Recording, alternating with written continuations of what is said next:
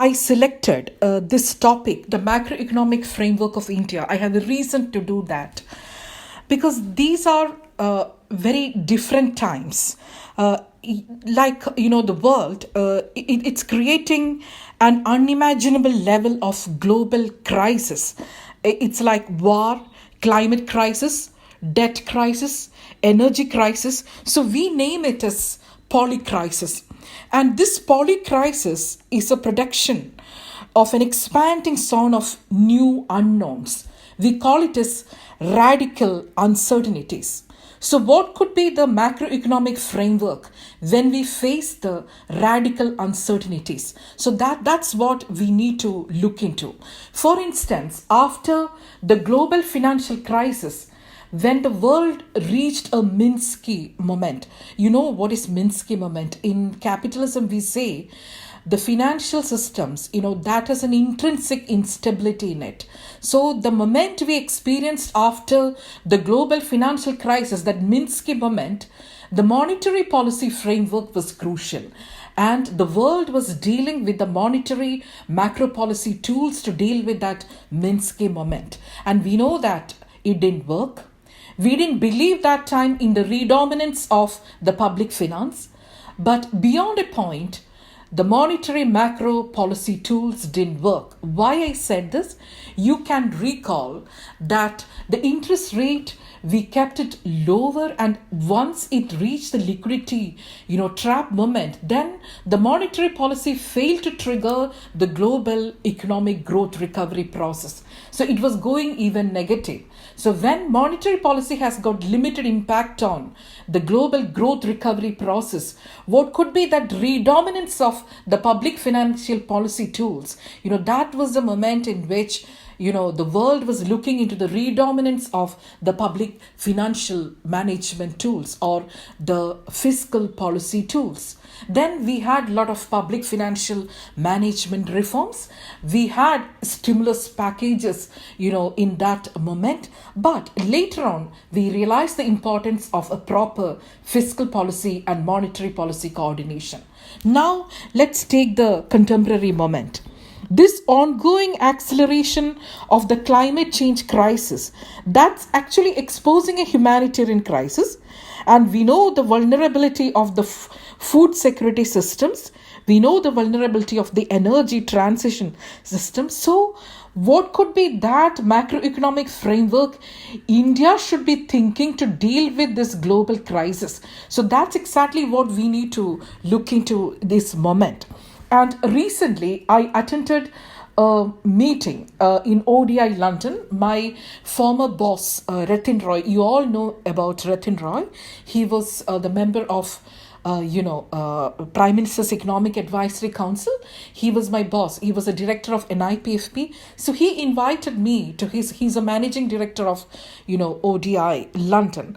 So he invited me for that conference, and that conference was an eye-opener moment for me. The Adam Tooze, the director of the European Institute in Columbia University, he was the professor who talked about this polycrisis moment for the first time so effectively. So whatever I have articulated right now, we can mold it into a term, polycrisis. So this polycrisis is what I articulated as in times of war, climate, debt crisis, energy crisis. It's like a multiple crisis, and we need to have a framework to deal with this multi crisis or a polycrisis. Now let's look at the status quo. What is happening right now in India? Let's take up the public financial management part. Debt restructuring is a crucial component to deal with this polycrisis. And we are not facing a moment just like Pakistan or Sri Lanka just because we don't have a huge presence of donors in the debt market. We don't have huge external debt. So we are sound in terms of reducing the external debt over time. If you look into the financing pattern of deficit, we know that the internal deficit is huge, and we also have taken a transition from seigniorage financing, that is the RBI RBI through, this treasury bills and all financing the fiscal deficit. That is, in layman's term, it's like a printing of money and financing deficit. We have taken a lovely transition from seigniorage financing to the bond financing right now. Now, to face this energy crisis, what is the articulation? Within this financing pattern of the fiscal deficit, a thematic financing is articulated as climate bonds. And we need to say that the sovereign bonds, which is earmarked for tackling the green infrastructure or the climate energy crisis, if that is working or not, we need to wait and see. But that's the way we responded through the debt restructuring within the financing pattern of fiscal deficit. So that's the way we articulated. Now, coming to the bigger questions. The donors in the external, when the debt restructuring articulation, when that is happening around the world, donors, they tend to look into how much dollars are taken and how much dollars are repaid. To what extent you used it for the humanitarian cause or for, the non-productive cause doesn't matter. But in terms of repayment, it has to be at the right time and it has to be paid in dollars. That's the articulation of the external financial markets. But we need to take a relook into it and ask the question, fiscal space for what?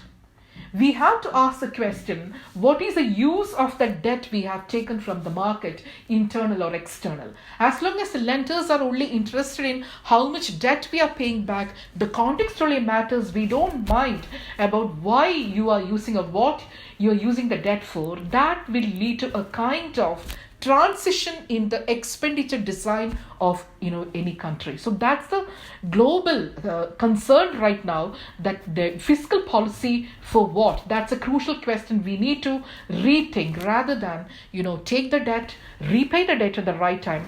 Use of the debt, we don't we don't mind. We are not concerned at all. That's articulation. Now, among the global economists, Oliver Blanchard came up very vocally responding to this, and he came up with the proposition for this macro framework, like, if you have high debt, you need to articulate to reduce your output gaps. In the macroeconomic framework, this output gap is a crucial variable, and this output gap is also a controversial variable. In the sense, the output gap we measure as a gap between your potential output and actual output. It is measured in terms of, in the native economy, it is measured in terms of employment. But in the context of India, it is measured in terms of your potential output and actual output in terms of GDP. And we know that the GDP methodology, it has undergone a transition. There is data fundamentalism and there are data gaps. And these are, rolling into a crisis in which we created the debt numbers. And we are now arguing about the way we are floating the surveys, and the methodology is not correct. The sampling is not correct. But the reality is that most of the elements or the components that go into the GDP are extrapolated due to the lack of data. So that's the reality with the actual output. Now comes to the potential output. Potential output is unobserved variable. You need to create the potential by looking into the econometric methodology, and we use the filters. You look into the components of the cyclical and the the structural elements into it. You call the trend as your potential GDP by taking out the cyclicality. This is what we call as filters, using HP filter and Kalman filters. And now, is this macroeconomic framework working, which is based on the output gap? Because we are framing the policies, both the monetary policy and fiscal policy, based on this articulation of output gap. Then the policy makers, both the finance ministry and the central bank, they tend to form policies which are counter-cyclical in nature. But counter-cyclical policy making, whether it is monetary or fiscal, does it work? This is a question we need to ask, especially in the context of polycrisis, because these are the crises which are created. It's not given. So we need to look into the tools which are required for tackling this polycrisis, both from the fiscal and monetary policy perspective. And another, analytically, if you look into another reason why this output gap, that macroeconomic framework is not working, another reason is, we tend to believe in business cycles, and we tend to believe in business cycles even in the context of emerging economies, but that is not usually the case. And we have seen, particularly in front of our eyes, after the crisis, after the COVID crisis, in the post-pandemic strategies, these business cycles are not operating perfectly, and we need to look into the structural reforms, because the dating of the business cycles as high and low points, that doesn't work when the growth point which is plummeting from the early or the pre-pandemic or the pre-crisis moment may not be cyclical, so that your counter-cyclical policy in terms of fiscal or monetary will trigger the economic growth recovery process in the U shape back to the pre-crisis levels. That's not working, because we need to look into the hysteresis when we talk about the economic growth recovery process, because these downturns in the economic growth is permanent scar. It's not just cyclical, so that you put a magic bullet like counter-cyclical fiscal or monetary policy tools and you get your growth recovery all right. So these are the concerns related to the macroeconomic policy framework when we look into the economic growth. Now, as Professor Shija mentioned, if this is the crisis, then what could be the instruments or the policy tools or the public policies we need to design to tackle with the crisis? So that's a question number 2. Now, debt restructuring I have highlighted. I have highlighted what Oliver Blanchard has proposed, that you have high deficit, that's fine. High debt, that's fine. Use it for reducing your output gaps. Then again, output gap is controversial and you are unable to work with the output gap reductions, and that's not leading to the economic growth process recovery. Then the second magic bullet which emerging countries, now tackling with is, let us focus on infrastructure. Because infrastructure is a wonderful way of getting the growth recovery process all right. So the second articulation is that let it be the accommodative fiscal space, but you use it for infrastructure or the capex enhancement, whether that is working. Because in India, we have tried a lot of reforms. Not only in terms of the infrastructure, we believe that it is going to crowd in the private investment. We looked into many other structural reforms. Insolvency code is there. There are many other restructuring reforms we got into. But why the private investment is not picking up? Now everything else failed. So we need to see, and the overall macroeconomic uncertainties and the external uncertainties and the uncertainties in the global financial markets, that's affecting the private investors' confidence. All possible or plausible internal domestic measures we have taken to trigger, but the private investment is shy. That's mainly because the external uncertainties and the uncertainties in the global financial markets. Now that's a case. What is the articulation related to that? The global financial markets and the global monetary macro policies. Here, an important question is what the Western world is doing in terms of their monetary macro policies. Let us take, for instance, the US Fed. That's a center bank. And the US Fed chair, Jay Powell, is on a hawkish mode. And, when the Western world, especially the US, go into the hawkish mode, it has got its own repercussions into the emerging countries. And we clearly know that an only answer to these uncertainty is to have an interest rate defense mechanism. So how long we can do this interest defense or interest rate defense mechanism when that is going to affect the growth recovery process? Because you know that the interest rate defense by going hawkish is not working well with the economic growth recovery process. But if you look from the point of view of Jay Powell, the US Fed chair, he doesn't need to look into what's happening in the emerging economies, but that's by logic and by ethics.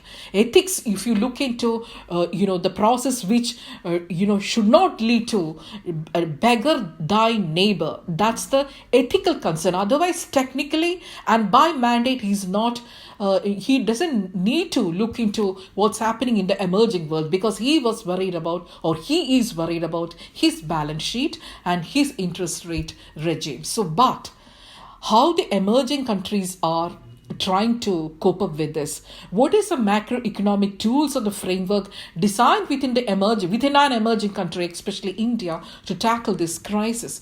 So we have gone hawkish in our interest rate. And in recent, MPC, the Monetary Policy Committee articulations, and for the freshers, I take a moment to say what is MPC. It is like the independence we seek in the monetary policy realm in the context of India is an operational independence, not a goal independence. In the sense, we focus on the operational independence by forming a committee with voting powers, that is the Monetary Policy Committee, and announce our monetary policy stance by the Monetary Policy Committee's decisions, rather than, RBI governor articulating that this is a monetary policy stance. So that's the operational independence, but we don't have a goal independence, because that goal, the price stability is a goal of the central bank across the world. Because we have moved to the inflation targeting, which is again failing. We need to ask the question why the inflation target is failing. And today also we have seen the articulation that the inflation is mounting, not from, the monetary policy variables, but from, the non-monetary policy variables like structural shocks, or if you have a monsoon failure, or if you have, the structural or the supply side shocks in the economy. Now, some disturbance. Are we okay? Okay, that's fine. Okay. Okay. Now, when we have this price stability, the prime concern of the monetary macro policies, and when we have this fiscal policy remaining accommodative by high deficit and high debt, there is a sense of internal inconsistency within the macro policy realm. In the sense, if you are keeping the interest rate high and if you want your fiscal policy to be accommodative, that's getting into the public debt management, and the public debt management is going costly. So right now, what we are doing is we work with the elongation of the maturity structure. Elongation of the maturity structure in the sense, we try to buy more long-term bonds and sell short-term bonds so that the refinancing risk is postponed and we get enough space to pitch the robust growth path. But is it working? We need to look into it. And it is not only the case of the central governments, this is also the case with the state governments. They are also grappling with the debt restructuring issues. And the subnational governments have more responsibility in the sense the fiscal rules are given to them. There is no fiscal space in the sense the fiscal policy rules are given to them. And there is a policy transition from discretionary space to the rules-based fiscal space and monetary space. In the sense, inflation targeting is a monetary space, and fiscal rules is the space, the rules-based, articulation in the finance ministry. So this is again related to the energy transition. Now we have to look back to the question of the climate resilience growth path. Then this fiscal consolidation or the fiscal rules within the macro policy framework articulated by the finance ministry is linked to energy transition. How? We have articulated that, of course, you have a deficit of 3.5, that's fine, instead of 3, which is the mandate. But this 0.5 needs to be linked to power sector reforms. And we know that in the just energy transition literature now that's mounting, and you know that the next month we have the COP28 in Dubai, and we need to focus on this fiscal and energy policy transition articulation. And there, this point 5 of extra borrowing space is linked to the power sector reforms. But the plight is, if you look into the efficiency parameters of the financial and operational efficiency parameters of the power sector, the state governments have not reached to a level in which they can confidently say that they have undertaken the power sector reforms. So that's a crisis. It is linked to the fiscal consolidation, and on the top of that we have the articulation of on-grid and off-grid energy infrastructure related issues. When we are having the deliberations with the energy transition group, there the issue is, when an emerging country like India, when we face the energy poverty issues, what kind of electric vehicle transition are we talking about? What kind of non-conventional energy transition are we talking about? Are these environmentally sustainable? These are the questions we need to ask. Overnight, we may get into a non-fossil world, but the policy prescription articulated by the countries in the G20 forums or in other G7 or in any multilateral forums, are we able to deliberate upon the sustainable energy transition?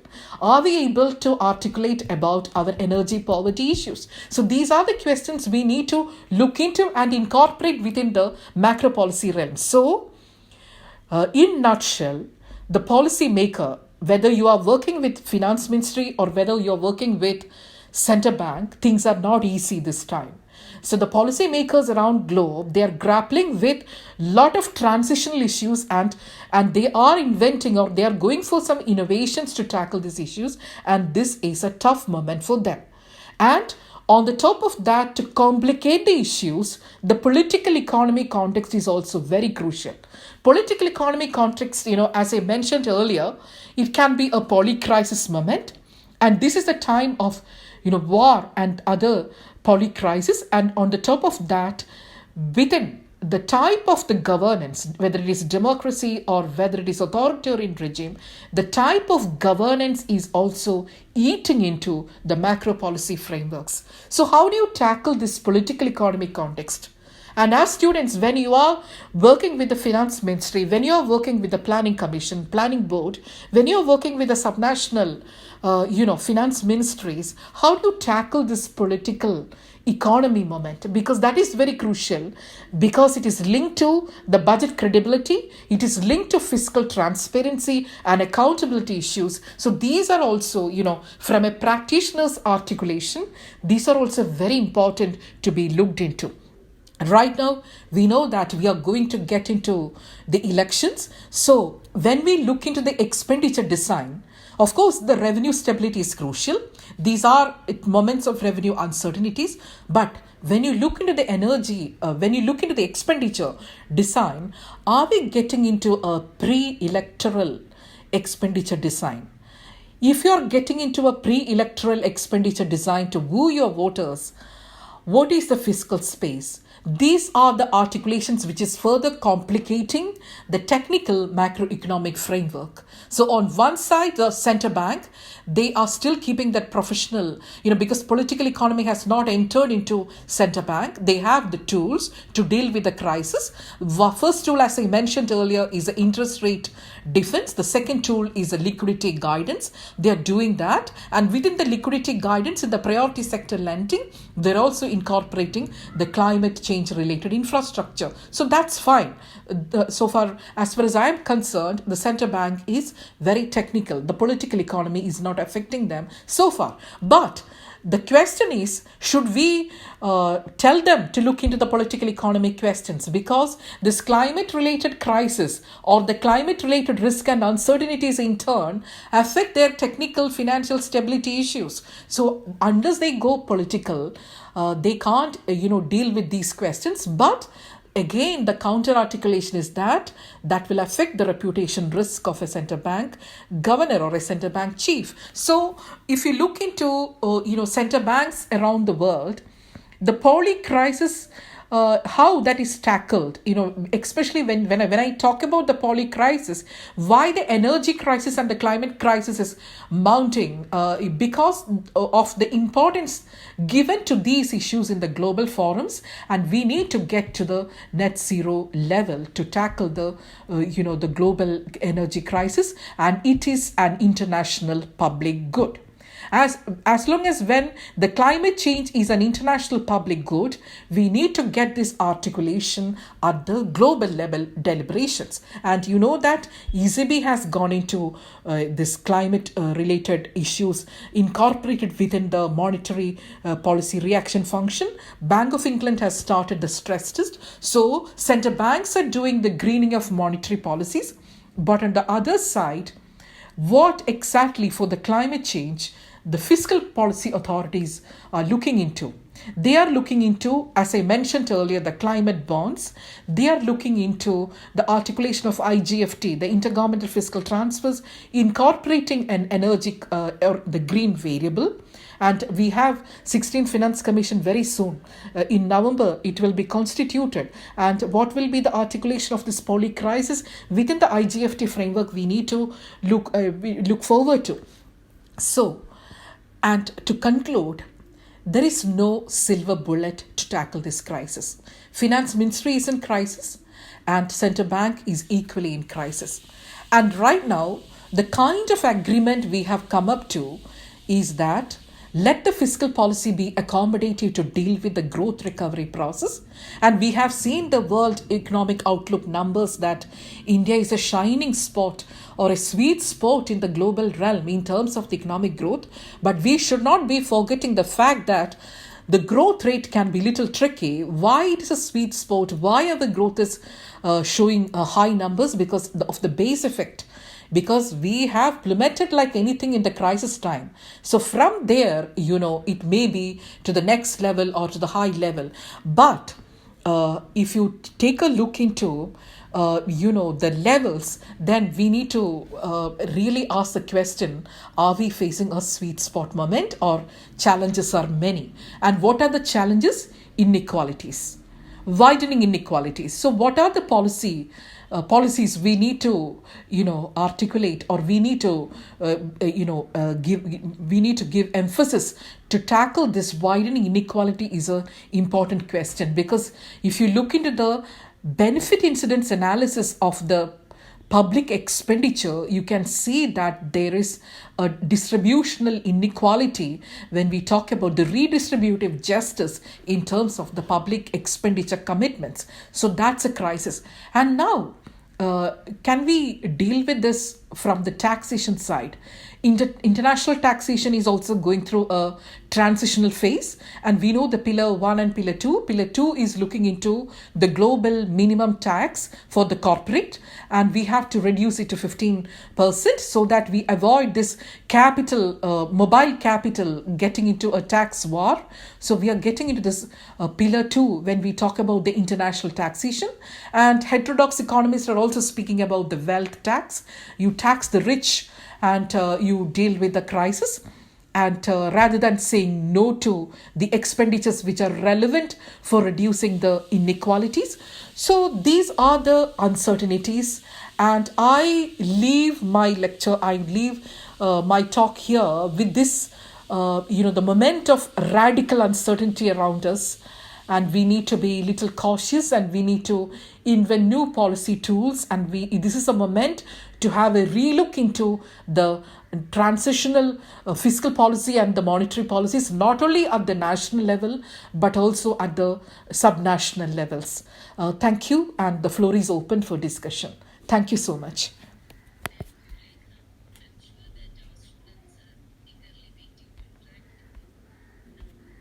I selected this topic, the macroeconomic framework of India. I have a reason to do that because these are very different times. The world, it's creating an unimaginable level of global crisis. It's like war, climate crisis, debt crisis, energy crisis. So we name it as polycrisis. And this polycrisis is a production of an expanding zone of new unknowns.